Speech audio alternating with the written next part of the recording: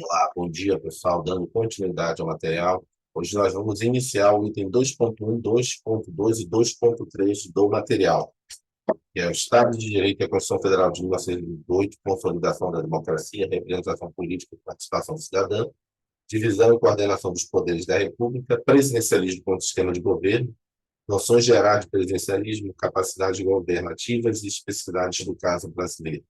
No caso brasileiro, já adiantando que tem um chamado presidencialismo de coalizão. Vamos os desafios do Estado, direito, Estado liberal e Constituição Federal. O Estado de Direito é um princípio fundamental de uma sociedade democrática, garantindo que as leis sejam aplicadas de maneira justa e equitativa para todos os cidadãos. A Constituição Federal de 1988 no Brasil foi um marco importante na consolidação da democracia e na promoção da representação política e participação cidadã. Ao dispor sobre os direitos e deveres do cidadão, a Constituição Federal de 1988 estabeleceu os limites da liberdade de ação para o exercício da cidadania. Então, Estado de Direito, primeiro, é um princípio fundamental de uma sociedade democrática. Ele garante o quê? As leis sejam aplicadas de maneira justa e equitativa para todos os cidadãos. A Constituição Federal de 1988 foi um marco importante na consolidação da democracia e na promoção da representação política. A Constituição de 1988 estabeleceu os limites da liberdade de ação para o exercício da cidadania, dispor sobre os direitos e deveres do cidadão. Vamos só fazer um retrospecto. Antes nós tínhamos, né, essa história, mas isso aqui cai no direito, cai nessa disciplina que é chamada Desafios do Estado de Direito. Antes nós tínhamos um Estado absolutista. Quando a gente estuda direito nacional, a gente estuda esse um pouco histórico. O Estado absolutista, o rei era a pessoa que fazia a função dos três poderes. Ele era o julgador, fazia o papel do poder judiciário. Ele era o poder legislativo, ele fazia as leis, ele fazia os decretos reais. E ele era o poder executivo. Ele executava todas as políticas públicas do reino dele. Então, ele fazia as três funções. Você não tinha partição do poder. A partição. Hoje a gente tem três poderes, porque foi dividido o poder. O poder é um, mas se divide em funções. É isso que a gente tem que entender. O poder do Estado é um. Antes do poder do Estado era representado pelo rei. A partir do momento em que você separou os poderes, você começa a surgir os tipos de Estado. Antes era um Estado absolutista. Veio esse movimento de discutir esse absolutismo, dizer assim, mas por que uma pessoa que nasceu ele vai governar a gente? Qual o critério? É tipo aleatório esse critério, né? Que aquela família ali o cara nasceu, e se ele não for um cara bem preparado? Se ele for um covarde, não quiser ir caderno, o pessoal começou a questionar, e não tinha muito lógica algumas coisas da época dele. Falaram assim, não, então, na verdade, o Estado tem que ser de direito, tem que criar, não pode ser da cabeça do cara as coisas. Daqui a pouco ele vem e cobra mais, cobra menos. Então começou a ter esses questionamentos que é o chamado liberalismo, o movimento liberal. E aí, o movimento liberal, o primeiro indício disso, né, a gente já leu no direito constitucional, foi em 1215, na qual você fez uma carta chamada Carta do Rei João Sem Terra. Na verdade, ele tinha terra, mas ele era chamado João Sem Terra. Esse rei fez uma carta dizendo, ó, tudo bem, então vamos fazer uma regra, ele é tido até como a primeira Constituição, o primeiro Estado de Direito. Você tinha o direito de dizer o seguinte, ó, regras são essas, eu não vou cobrar de vocês tributos sem que haja uma aprovação dos comuns, ou seja, os nobres se reuniam e viam se tinham uma necessidade de aumentar aquele tributo. Exceções, sei lá, rapto da filha do rei, é isso que está escrito lá nessa carta que você pegar. Ah, se raptar o rei, se raptar algum filho do rei, aí eu posso cobrar sem pedir permissão a vocês, porque eu preciso de dinheiro rápido. Então, foram criando regras ali de representação que criou um Estado de Direito. O próprio rei tinha que submeter aquela carta. Ele fez a carta do cidadão, dizendo, olha, eu me submeto, igual quando o presidente assume, você submeteu o quê? A Constituição do seu país. Só que aí depois, é que eu quero chegar, aquele colocou o Estado de Direito. Hoje nós vivemos num Estado democrático de direito. Então, o que diferencia o Estado de Direito com o Estado democrático de direito? O Estado de Direito, o próprio rei, ele coloca as leis e depois ele respeita elas. Então, ele submete aquilo que ele criou. Ele próprio. No Estado democrático de direito, você tem as regras, só que você tem uma democracia nesse direito, ou seja, as pessoas podem participar. Existe um sistema em que existe um rodízio, né, no poder, e que também você pode mudar esse Estado de Direito, mudar as leis, mudar a Constituição, e você pode também ter um rodízio de direito. Então, o primeiro estágio, você tem o Estado absolutista. Depois do Estado absolutista, você começa a criar regras, você cria um Estado de Direito, que é um respeito às leis que vão sendo criadas, não vai mais da cabeça do rei, e até chegar ao momento que a gente vive hoje, contemporâneo, que é um Estado democrático de direito. Essa palavra democrática ela não é aleatória. É uma evolução do Estado de Direito. O Estado de Direito é um estágio para nós chegarmos a um Estado democrático de direito. Mais do que respeitar as leis têm que fazer sentido. Né? Isso que você tem hoje, os princípios da dignidade da pessoa humana. Então, apesar de ter as legislações, se respeitam, nós temos que ter isso. Vamos, questão modelo. Questão exemplo. A Constituição Federal, a Constituição de 1988, no Brasil, apresentou diversos avanços na área de direitos e deveres individuais e coletivos, deixando bem clara a fundamentação da cidadania como a corresponsabilidade do cidadão e da pessoa jurídica do Estado na busca do bem comum. Nessa perspectiva, é correto o quê? Vamos lá. Deixa eu pegar minhas anotações aqui para a gente fazer juntos. Aí vocês vão fazer a minha correção e depois vocês falam de vocês. Ontem eu errei uma questão aqui. Vamos lá. Normal também. É, a Constituição de 1988 erradicou problemas econômicos com a desigualdade e o desemprego? Não, né? Nós continuamos tendo desemprego e desigualdade. Ao dispor sobre os direitos e deveres do cidadão, a Constituição Federal de 1988 estabeleceu os limites de liberdade de ação para o exercício da cidadania. Isso aqui, para mim, está correto. Para mim, são os limites, mas vamos para a próxima. A Constituição de 1988 é assim que eu faço prova. Quando eu vejo uma questão que está mais ou menos certa, eu não saio marcando e vou para a próxima questão. Não, tenho que ler os outros itens para ver se eu estou absolutamente correto. Inclusive, ontem estava conversando com um amigo meu que foi fazer prova, que fez procurador do estado lá de Rio Grande do Norte. Ele falou que teve questões que ele fez isso aqui. Ele é um concurseiro que está fazendo um concurso de alto nível. E ele marcou a questão sobre a próxima, né? Isso aqui está certo. Ele falou que errou 9 questões assim. Eu falei, cara, mas pô, isso daí é o lógico. Você sabe que aquela questão está certa, mas lê os outros itens para validar realmente. Não tem jeito, é essa aqui. Mas ele não fez isso e errou várias questões na prova. C. A Constituição de 88, de 1928, manteve conservadora e restritiva quanto à organização dos partidos políticos. Esse aqui para mim está errado. Ao dispor sobre os direitos e deveres do cidadão, a Constituição de 1988 estabeleceu que a liberdade de ação é restrita a algumas categorias de cidadão? Não, né? Esse é o tipo, se você olhar a minha prova, esse é o tipo assim que eu faço assim. Essa aqui eu não vou mais nem analisar de novo. Aqui eu só botei radicou. Bota essa aqui eu nem leio perder tempo com ele. E é restrito a algumas categorias de cidadão. Hoje todo mundo é igual perante a lei. O primeiro inciso lá, né? Todo mundo é igual perante o segundo, na verdade. Todo mundo é igual perante a lei. Existia aí, assim, pode ter uma questão histórica. Existia antigamente diferença de cidadãos. No Brasil já existiam constituições que tinham diferença de cidadãos. Inclusive quem podia votar, quem não podia votar, qual era a sua renda mínima. Existia casos em que o próprio não era nem cidadão, a pessoa ela era um bem, que era o caso dos escravos. Então, existia, isso era regulamentado. Determinadas pessoas eram bens de outras pessoas, eram ativos. As pessoas eram escravos. Isso faz 100 e poucos anos atrás. Não sei se vocês sabem disso, quer dizer, todo mundo sabe, né? Mas existiam pessoas que tinham mais direitos do que outros. Então, o direito seu ao voto era diferente do que é hoje. Hoje todo mundo tem direito a voto universal. Antes, se você não tivesse determinada renda, você não tinha direito a participar. Então, já eliminaria isso. A Constituição de 88, possível ter isso, né? Foi uma evolução. A Constituição de 1988 negou os direitos de cidadania a grupos sociais específicos, de novo, não, né? Como mulheres, indígenas e negros. Não. E aí, vocês? Eu fiquei na letra B. E mais ou menos na C, mas B. Mais alguém? Professor, tem como substituir a pergunta, porque assim, eu não entendi essa B, na verdade. Eu fui por eliminação, que as outras estavam mais esdrúxulas, A mais feias. Constituição de 1988 no Brasil apresentou diversos avanços na área de direitos e deveres individuais e coletivos, deixando bem clara a fundamentação da cidadania, como a corresponsabilidade do cidadão da pessoa jurídica do Estado na busca do bem comum. Então, ele quer saber esses avanços, que foram os avanços, né, dos direitos individuais e coletivos. Artigo 5º. Vamos ver lá o gabarito. Letra B. Próximo. Consolidação da democracia. O que foi a consolidação da democracia? A Constituição Federal de 1988 foi promulgada após um período de ditadura militar no país.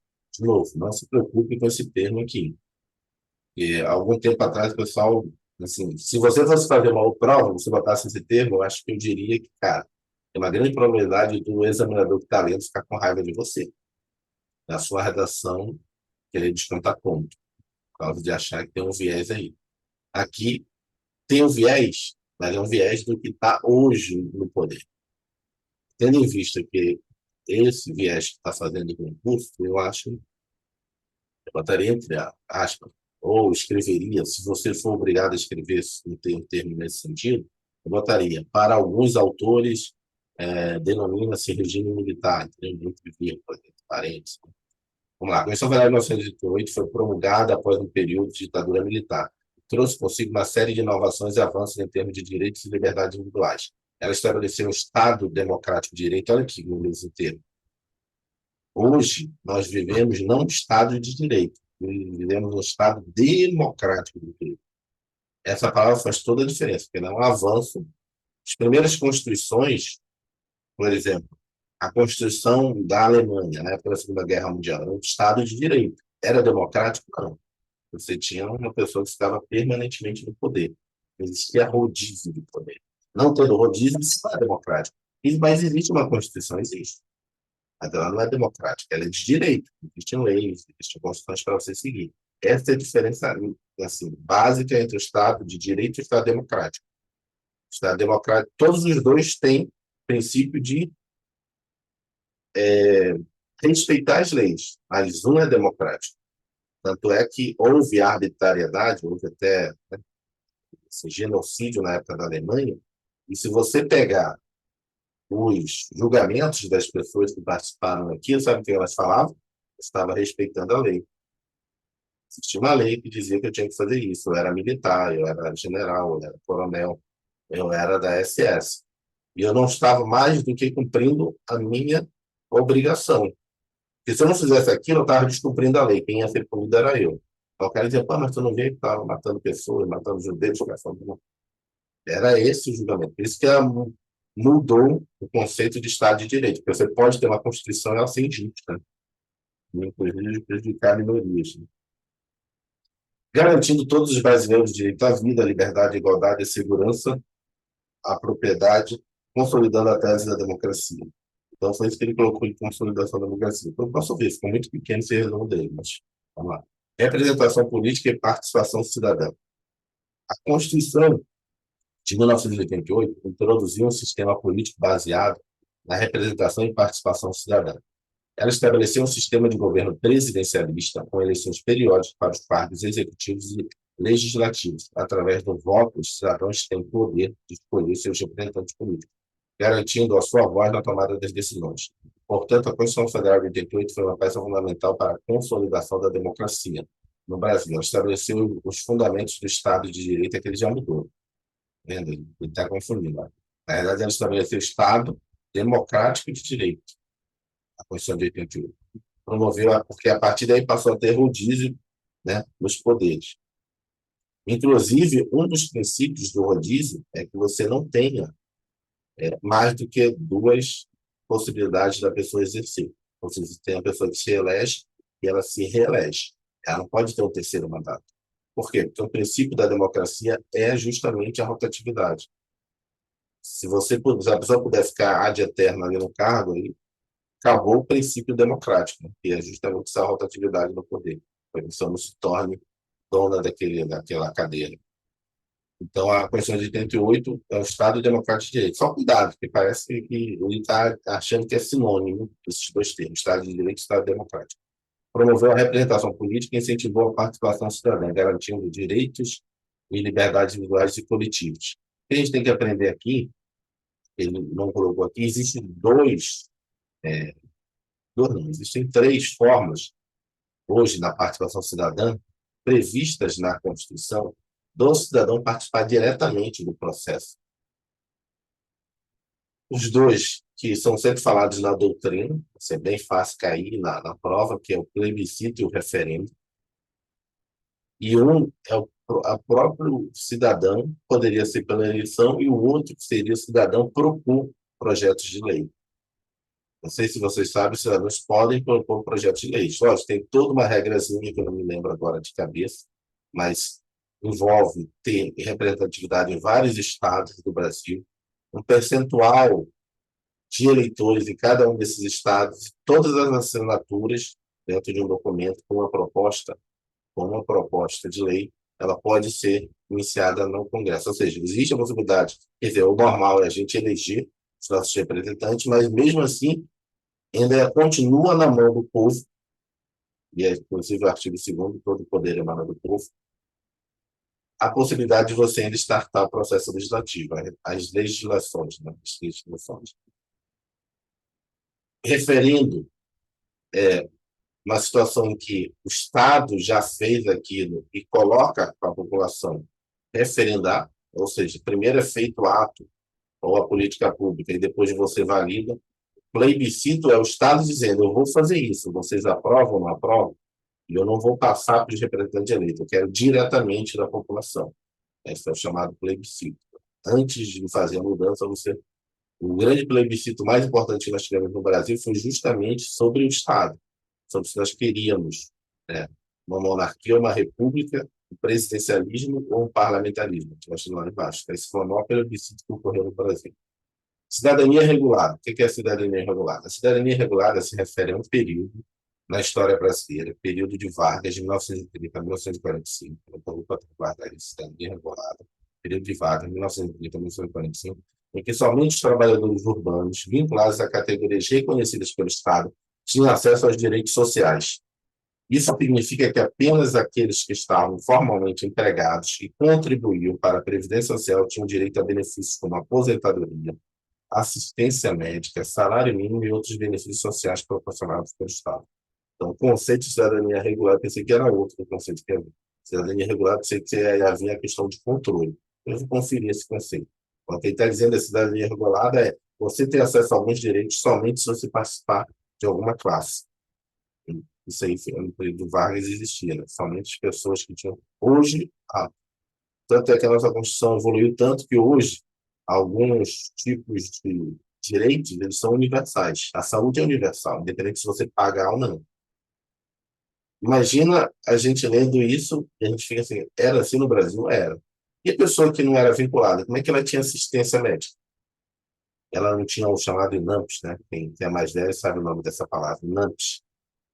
Estava lá no INAMPS, que era um precursor do INSS, mas que envolvia também saúde. E aí? Cidadão que não tinha aí? Como é que ele ia? Né? Você fica, cara, e agora? Tem alguns países que ainda são assim, né? Se você não tem seguro-saúde, né? E aí? Não tem direito. Vão te atender? Não vão deixar você morrer? Não. Você vai ficar com uma dívida gigante, impagável. Enfim, vai ficar devedor para da vida. Você não vai poder morrer. Normalmente, países como alguns países que têm esse sistema ainda, que só tem direito a sistema de saúde quem paga, é seguro, chegar a morrer no hospital, você vai ser atendido. Lógico que eles têm clínicas públicas, tem vários outros projetos, tipo assim, vira projeto social, mas não é dever do Estado. Se você for em alguns países que assim, você vai ver que existem muitos, chama clínica de bairro lá que chama, os Estados Unidos tem isso. Então, são pessoas que voluntariamente cuidam das pessoas que não têm esse direito lá pelo Estado. Mas o Estado em si nem liga para isso. Quem tem direito tem, quem não tem. Vamos lá. Um exemplo. Um operário metalúrgico que trabalha em uma fábrica seria considerado um cidadão regulado, pois faz parte de uma categoria reconhecida pelo Estado e tem acesso aos benefícios e produções sociais. Em contrapartida, um trabalhador informal, como vendedor ambulante, estaria excluído da cidadania regulada. Não teria acesso aos mesmos direitos. Hoje, inclusive, a pessoa que não contribui, mas ela se torna uma pessoa extremamente vulnerável, de uma renda muito baixa, hoje ela tem direito chamado BPC, Benefício de Prestação Continuada. Ou seja, até a aposentadoria hoje, a Constituição prevê, não aposentadoria, é um benefício. Se ele voltar a ter renda e que altere a situação dele de, né, de dependência, né, de vulnerabilidade, pode ser cortado de BPC. Diferente de uma a aposentadoria em que você pode inclusive passar para o cônjuge ou para os filhos menores. Vigilância à saúde e nos direitos humanos. Isso aqui ficou meio fora do local aqui, mas vamos ler. Primeira para estar naquela primeira parte lá de cima. A vigilância à saúde se refere à implementação de medidas estratégicas específicas para lidar com situações de risco que afetam populações vulneráveis. Isso envolve a coleta de informações, monitoramento de doenças e condições de saúde, análise de dados e tomada de medidas preventivas e corretivas para proteger a saúde da população em questão. Exemplo, durante um surto de doença transmitida por mosquito em determinada região, com alta incidência de casos de dengue, a vigilância à saúde, e o caso está ocorrendo agora, né? Vigilância à saúde seria a implementação de ações estratégicas para controlar a propagação da doença. Isso incluiria a coleta de dados sobre os casos confirmados, a análise de padrão de disseminação, mapeamento de áreas de maior risco, a mobilização de equipes de combate ao vírus, a educação da população sobre as medidas de prevenção e o monitoramento contínuo para garantir a eficácia das medidas adotadas. Atenção, a vigilância à saúde é a realização de ações estratégicas e específicas diante da situação de risco para populações vulneráveis. Mas tem alguma questão, exemplo? Não. Princípio do existencialismo aplicado à experiência de vida de uma mulher. Princípio do existencialismo foram aplicados à experiência de vida da mulher, dando relevo ao feminismo, ou seja, resultando do desenvolvimento do feminismo. A filosofia do existencialismo, que enfatiza a liberdade individual, a responsabilidade pessoal e a criação do significado da existência humana, foi empregada para analisar a experiência das mulheres na sociedade, os desafios específicos que elas enfrentavam. Ele botou dois assuntos aqui que estão fora do que está, para mim, dentro do que está. Mas vamos lá. Questão exemplo. Em uma conversa, uma mãe reproduziu para sua filha uma frase célebre da filósofa francesa Simone Beauvoir. O sobrenome dela, eu sei como falar em francês, só que agora eu esqueci. Alguém lembra? Simone Beauvoir. Beauvoir. Beauvoir. Beauvoir. Filha, vamos lá, Simone de Beauvoir. Filha, ninguém nasce mulher, torna-se mulher. Estudiosos do conceito de gênero, ao ouvirem a fala da mãe, afirmaram que, por meio da autora, os princípios do existencialismo foram aplicados à experiência da vida da mulher, dando relevo ao feminismo. Certo. Perceberam que esse material está bem focado assim, na atual situação política de governo? Então, fica atento. Eu gostei desse material por causa disso. Ele está pegando assim, o que eu acho que vai ocorrer. Né? Tem muita gente que está criticando isso. Tem muita gente que nem vai fazer o concurso falando disso. Né? Fazendo essas críticas aí, dizendo que o governo vai ser extremamente direcionado à prova. Vamos ver o comentário dele. A frase da célebre filósofa francesa, de novo, como é que é essa? Simone de Beauvoir. Cara, Simone de Beauvoir. Simone de Beauvoir. Simone de Beauvoir. Treinar a pronúncia. Simone de Beauvoir. Ninguém nasce mulher, torna-se mulher. É uma afirmação chave do feminismo existencialista. Feminismo existencialista. Essa desafia a noção de que ser mulher é uma condição biológica e argumenta que ser mulher é uma condição de construção social e cultural. Beauvoir argumenta que, ao contrário dos homens, que são considerados a norma ou padrão, as mulheres são definidas em relação aos homens. A sociedade impõe expectativas e papéis específicos das mulheres, moldando e definindo sua identidade. De acordo com a filósofa, as mulheres não nascem com características inerentes ao ofício. Elas são moldadas ao longo de suas vidas através de experiências e influências sociais e culturais. Essa frase enfatiza a perspectiva de Beauvoir de que as mulheres têm a capacidade de se libertar das expectativas sociais, de romper as restrições impostas a elas e se tornarem donas de sua própria identidade. Ela levanta a questão da autonomia e da liberdade das mulheres para determinar quem são e como querem viver suas vidas. A frase também reconhece a importância de uma análise crítica das estruturas e normas sociais que restringem e limitam as mulheres. Em suma, Simone de Beauvoir, argumenta que ser mulher é um processo de construção social,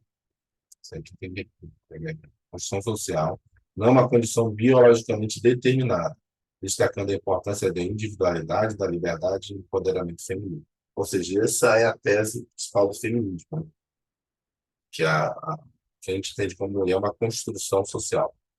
Divisão e coordenação de poderes da República. A divisão e coordenação de poderes são os princípios fundamentais do Estado de Direito. Trataria democrático. Não, bem que é do direito. Né? Democrático não é outra parte. Pois visa garantir a governança eficiente e a proteção dos direitos individuais e coletivos. A primeira característica da divisão de poderes é a separação das funções do Estado em três poderes, independente ou autônomo. O poder é uno, ele se divide para exercê-lo, né, para que ele seja exercido. Poder executivo, poder legislativo e poder judiciário. Normalmente, quando a gente estuda isso em direito administrativo, essas funções, esses poderes, eles têm funções. Funções típicas e funções atípicas, também pode cair. Qual é a função típica do poder executivo? Executar as políticas públicas. Qual é a função atípica do poder legislativo, normalmente? E aqui no Brasil também existe. É uma função legislativa, quando ele faz uma medida provisória. Então, todo poder tem uma função típica e uma função atípica. Então, a função típica do poder executivo é executar as políticas públicas. Por isso que ele é executivo, ele executa as políticas públicas. Mas, eventualmente, ele também faz leis. Quando ele faz uma medida provisória que tem força de lei, ele está fazendo aquilo que era o poder legislativo está fazendo. Poder legislativo, qual é a principal função dele?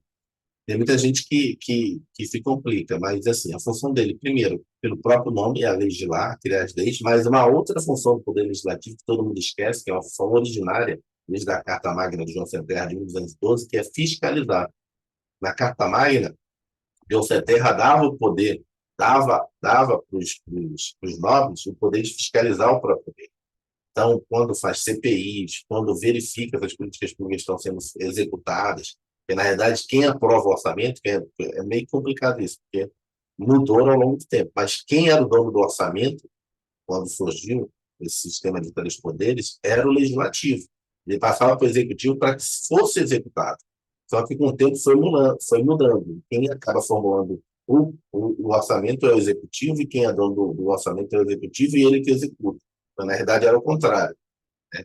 Historicamente, o executivo só executa, o legislativo que diz, ó, o orçamento é esse que nós damos para você, nós vamos ficar fiscalizando se você está executando e você vai executar isso aqui. Porque quem aprova a lei do orçamento é o próprio legislativo.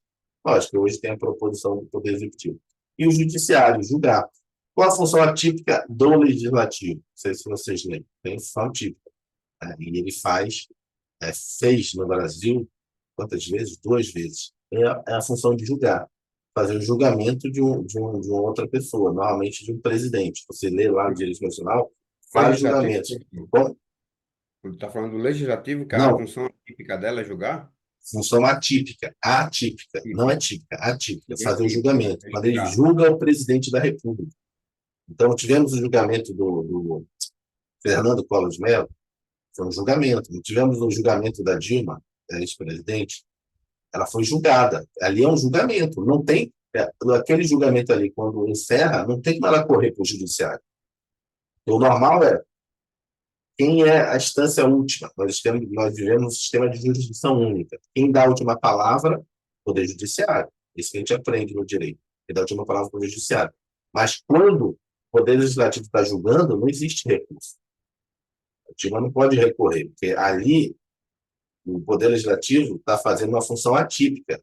Quando ele está falando da função atípica, por exemplo, o Poder Executivo, quando ele faz uma MP, está valendo, tem força de lei. Mas quem tem que fazer as leis não é o Poder Legislativo, não, mas ele tem uma função atípica, a própria Constituição dá. E o Poder Legislativo tem uma função atípica dele, que é julgar. A própria Constituição deu essa prerrogativa dele de julgar. E o Poder Judiciário? Julgar. Mas qual é a função atípica que o Poder Judiciário normalmente faz? É de administrar. Por que administrar? De executar. Ele faz as próprias políticas públicas com o Poder Judiciário. Ele faz os próprios concursos. Ele faz a própria regulamentação interna, seu regimento interno. Então, atipicamente, ele não poderia fazer política pública, mas a própria Constituição dá essa prerrogativa de fazer políticas carcerárias, várias situações. Então, o Poder Judiciário ele tem umas funções atípicas. Nem, em geral, a doutrina diz que isso é a função administrativa. Quando o Poder Judiciário está fazendo função administrativa, por exemplo, fazendo concurso público para prover seus próprios casos de servidores, de técnicos, de juízes, é uma função atípica. Quem deveria fazer isso era o executivo dizer, ó, aprovei aqui esses juízes, está aí para você colocar eles em atividade. Isso sempre cai em concurso no direito administrativo. Como não temos divisão em direito administrativo, eu resolvi aprofundar um pouco. Cada um desses poderes tem atribuições específicas e distintas, evitando a concentração de poder e garantindo controle mútuo, o que chamamos de freios e contrapesos. Não esqueci de explicar isso, mas já está explicando aqui. Existe entre eles um controle, né? Um freio e contrapeso, a harmonia. Isso permite que nenhum poder seja absoluto e que haja um equilíbrio entre eles. O Poder Executivo é responsável pela administração do Estado, pela implementação das políticas públicas, pela execução das leis. O Poder Legislativo tem a função de criar as leis e fiscalizar as ações do Executivo. Já o Poder Judiciário é incumbido de aplicar a lei, julgar os conflitos e garantir o cumprimento das normas constitucionais.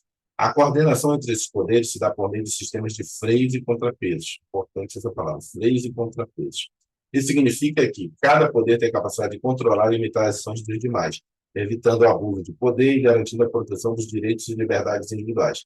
Essa coordenação ocorre através do sistema de verificação e equilíbrio de poderes, como controle do executivo pelo legislativo, que é uma função primordial desde a origem do parlamento, que é fiscalizar, a garantia da independência do poder judiciário, né, fazer a verificação final, e a atuação do judiciário em caso de violação da Constituição.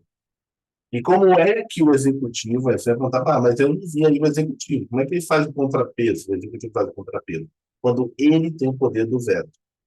Apesar de ter sido aprovada a legislação, o poder executivo ele faz o contrapeso quando ele não aplica aquela lei, ele veta. Não vamos aplicar aquela lei. Lógico, depois você pode derrubar o veto, mas esse é o poder de contrapeso do poder executivo. E, logicamente, de executar, ele pode não executar uma determinada. Então, tem esses freios e contrapeso nessa tentativa de harmonia. Em suma, a divisão, a coordenação dos poderes são elementos essenciais para a preservação do Estado de Direito, garantindo a justiça, a democracia e a proteção dos direitos fundamentais. Então, nós temos aqui, divisão, vou botar um pouquinho menor para ver.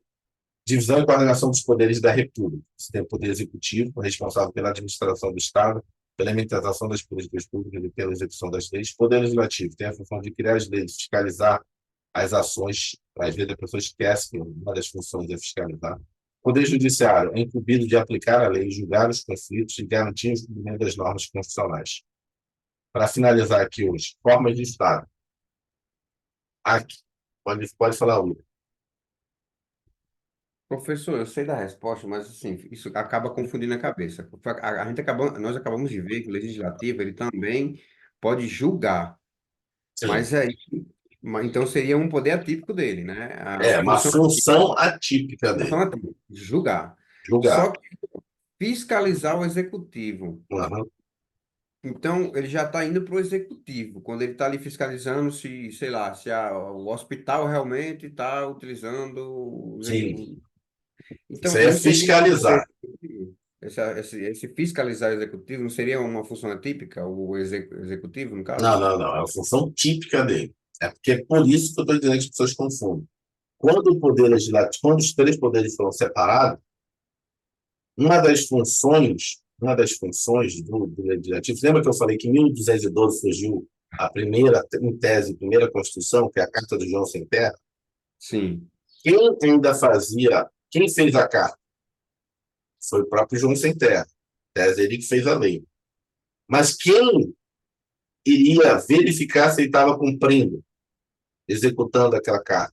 O parlamento. Quem era o parlamento? Eram os nobres daquela época. Então, a função inicial, quando se criou isso, era que quem ia fiscalizar em nome da população o poder executivo, quem ia fiscalizar em nome da população o rei, eram os nobres.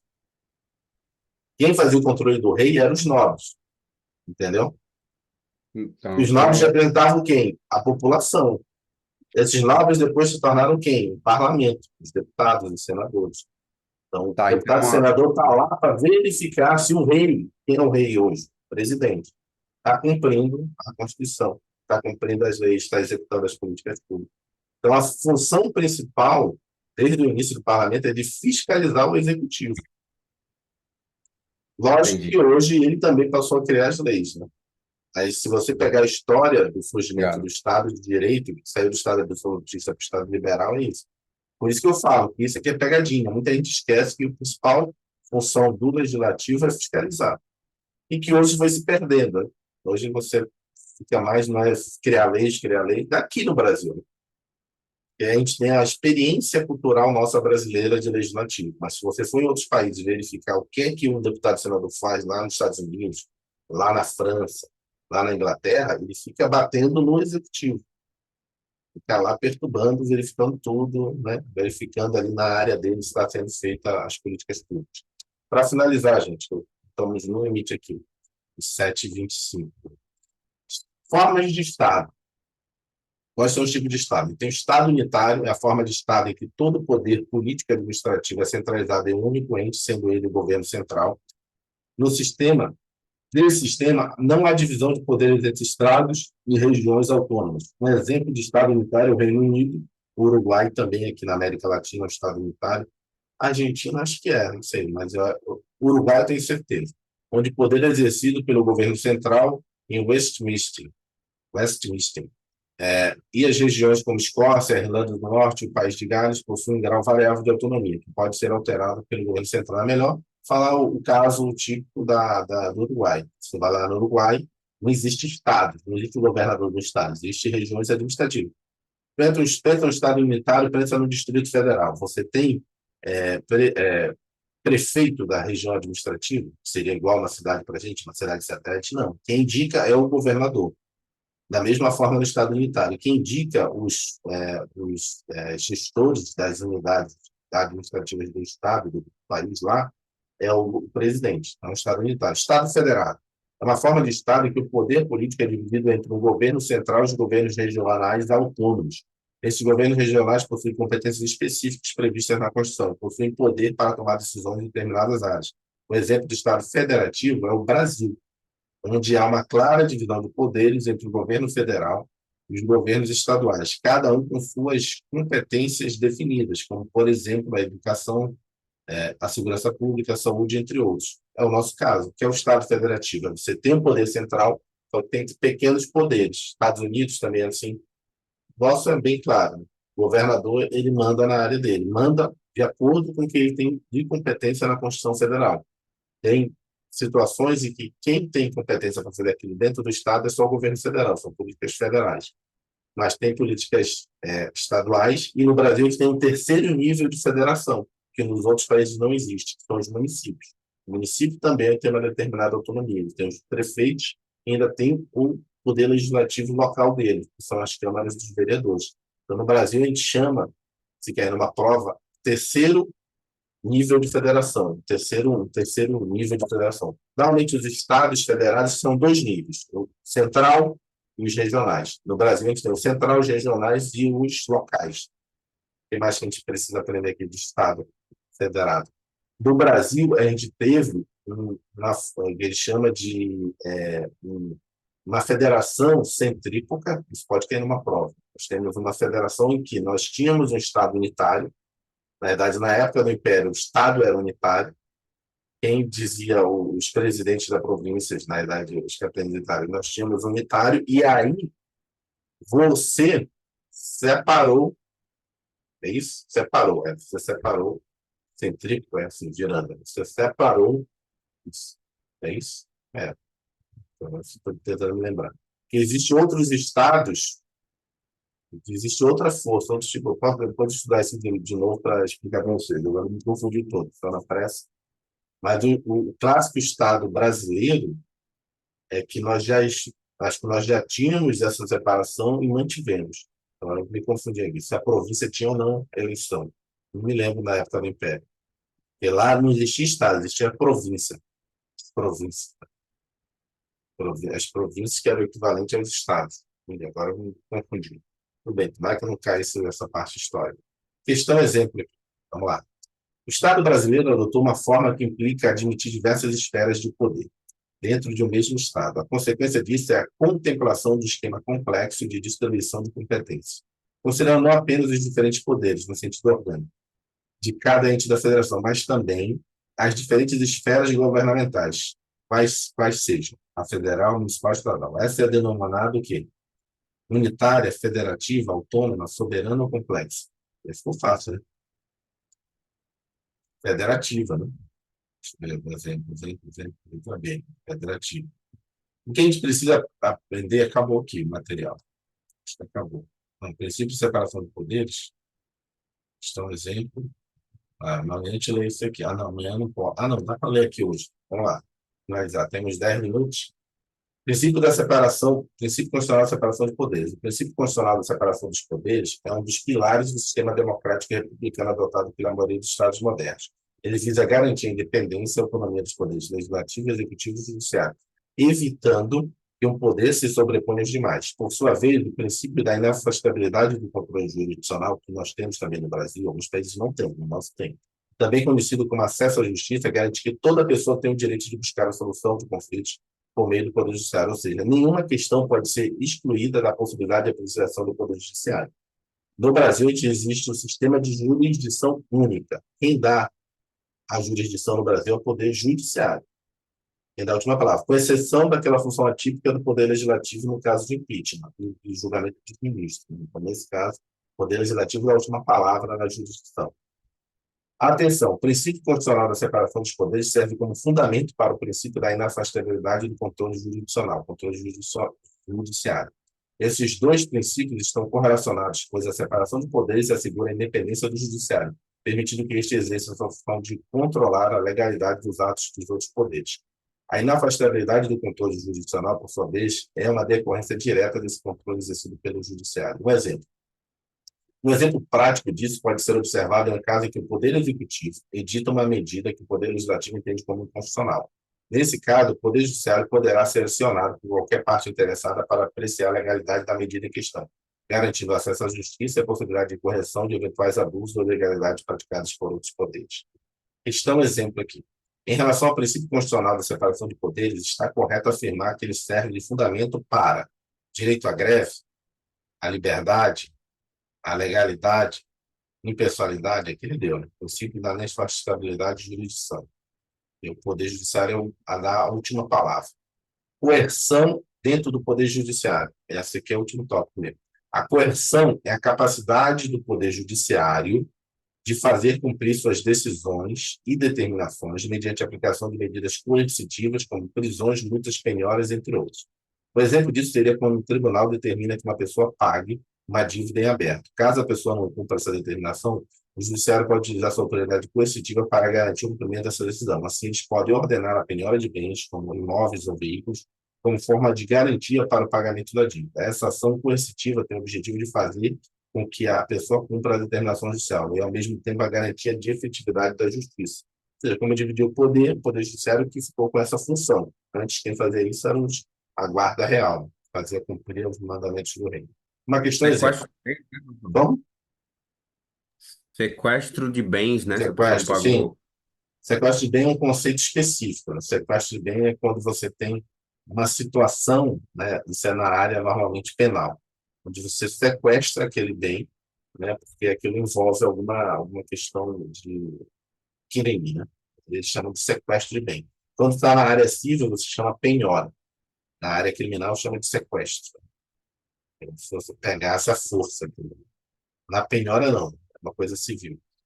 Mas é praticamente a mesma coisa. Você tem que pegar aquilo para, por segurança do Estado, fazer com que a lei seja cumprida. Tudo é feito Questão. pela Previdência, Como? pelo órgão do governo, pela Previdência Social, por exemplo. Não, Previdência Social não, como é o nome? Por algum órgão do Estado. Aí, no caso, seria sequestro ou... Não, só quem pode fazer é o Poder Judiciário. Hã? Só quem pode fazer é o Poder Judiciário. Nenhum outro órgão pode fazer esse tipo de. Tudo que for Eles não sequestro e autorizam. penhora, tem que pedir para o Poder Judiciário. Aí quem é que vem pegar, sabe dizer? Se... Não, oficial de justiça. Tá, tá. Aí o Beleza, Poder beleza. Judiciário tem a estrutura dele para fazer cumprir isso aí.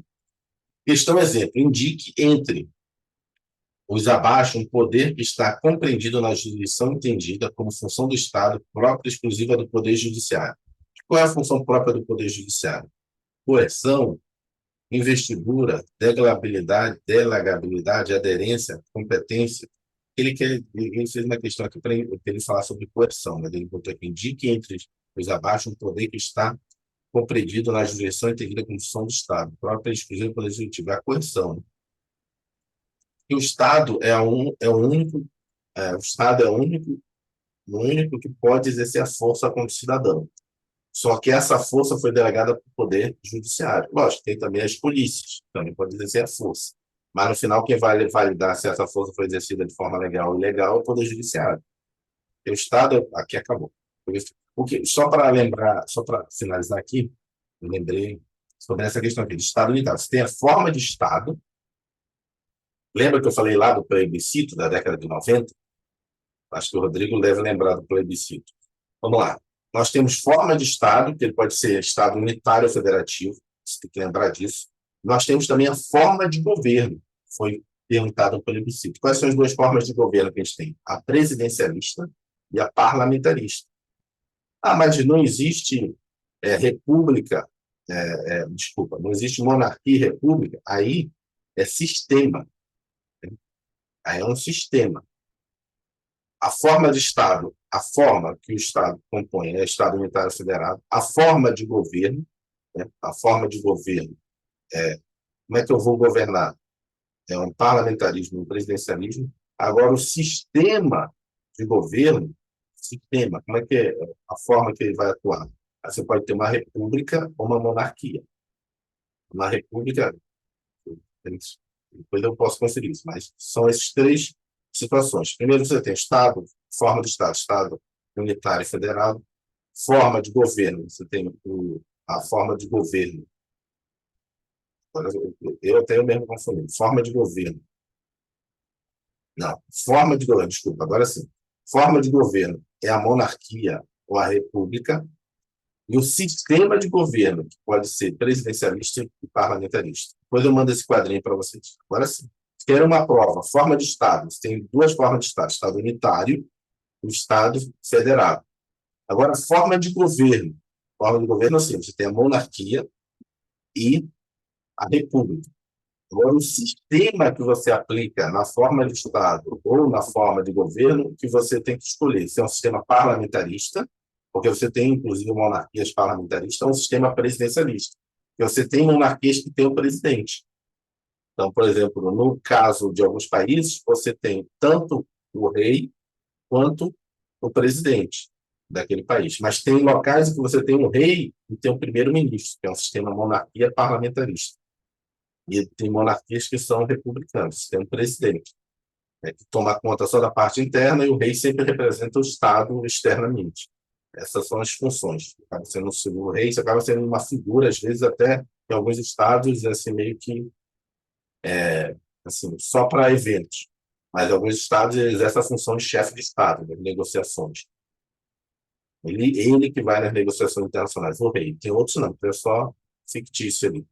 Acaba sendo chefe de Estado, presidente, e também tocando o Estado. Né? Então, tipo Holanda, alguns países assim, tem o presidente e ele também faz a função também interna. Tem outros não, que o primeiro-ministro só é para a função interna, a parte externa fica com o rei. Só para finalizar, para não esquecer, vamos lá. Forma de Estado, Estado unitário e federado. Forma de governo, monarquia e república. Sistema, o sistema parlamentarista ou o sistema presidencialista. Não, agora sim, lembra. Pessoal, tem que ir lá, já estou no limite. Amanhã eu não consigo, nesse mês, dia de sábado, eu não vou conseguir dar aula. Por quê?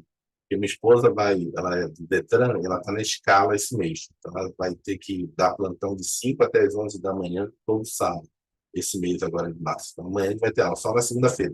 Mas a gente acabou aqui ao eixo de desafios do Estado de Direito, do conhecimento gerais. Agora a gente vai fazer questões desse eixo aqui. Foi muito resumido? Foi. Mas eu tenho absoluta certeza que eu já olhei lá o material do ponto dos concursos, do ponto técnico, estratégia concursos, vocês vão verificar que aqui está o supra-sumo que tinha que saber desse eixo.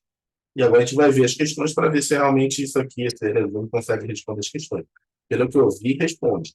E aí a gente vai pegar questões de bancas de concurso mesmo, não essas questões exemplos, são questões mesmo de SESC, FCC, cobrou sobre esses temas. Vamos lá, pessoal. Bom dia para todos. Edivan, esses resumos aí que a gente viu desse eixo, você consegue mandar? Eu vou só desidentificar ele e vou mandar, é o amigo que passou. Mas eu mando para você, ok? Obrigado. Vou mandar para você, para Leila, Samuel, William. Não vou nem fazer oração, porque eu estou no limite aqui. Até segunda-feira. Tchau. Muito obrigado. Forte Tchau. abraço.